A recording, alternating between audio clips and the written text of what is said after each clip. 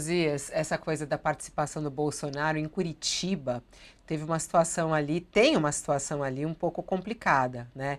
É um jogo duplo em Curitiba e isso, inclusive, foi alvo ali de críticas até de parte da direita. Por quê? Porque há ali o pé do Bolsonaro na candidatura de uma jornalista estreante nas urnas, inclusive, a Cristina Graham, que está concorrendo com um candidato que formalmente é apoiado pelo PL, né? Que é o vice-prefeito Eduardo Pimentel, que é do PSD e que tem o apoio formal do PL. Só que Bolsonaro fez campanha para a jornalista e não para o candidato do partido dele. E a postura do Bolsonaro acabou arrancando várias críticas, inclusive aí do Silas Malafaia, que hoje concedeu entrevista aqui pra gente. Como é que você vê aí a situação da participação do Bolsonaro nas eleições municipais e até essa dividida lá em Curitiba entre o PL de um lado e Bolsonaro do outro?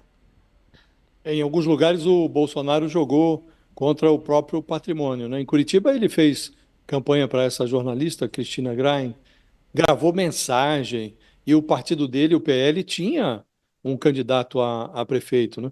Em Campo Grande, a sua ex-ministra da Agricultura tinha também uma candidata a prefeita, candidata à reeleição, e ele foi apoiar um tucano, não tem nada a ver com o PL e tal. Então ele fez o jogo dele onde ele bem entendeu, né? Agora, a grande verdade, Fabiola, é que o Lula e o Bolsonaro se tornaram cabos eleitorais um do outro, ambos venderam essa tese segundo a qual 2024 seria uma disputa polarizada e federalizada, e isso não aconteceu em todo lugar, né?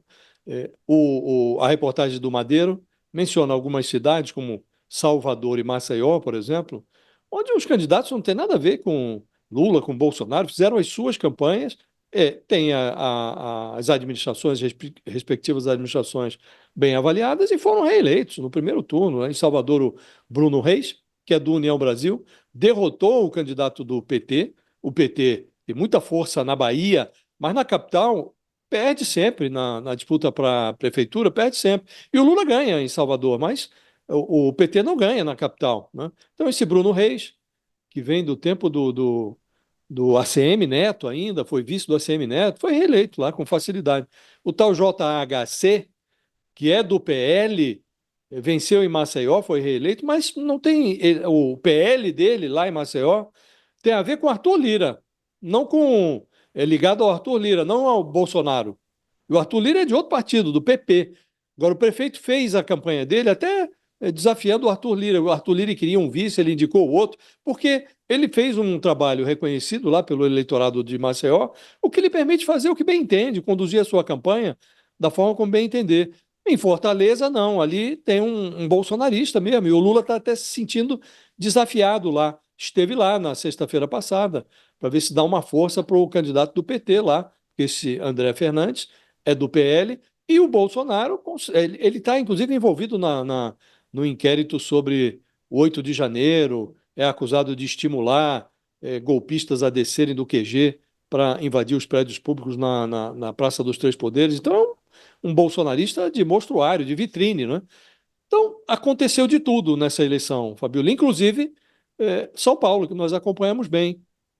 Ali, a figura, como o Lula se referia ao Bolsonaro, fugiu, se acovardou, porque o Pablo Marçal o amedrontou. E o Lula também não fez, não teve a presença toda que se imaginava que ele teria, que ele próprio disse que teria. Teve lá um dia, fez 2 atos de campanha num dia só e gravou mensagens para propaganda eleitoral.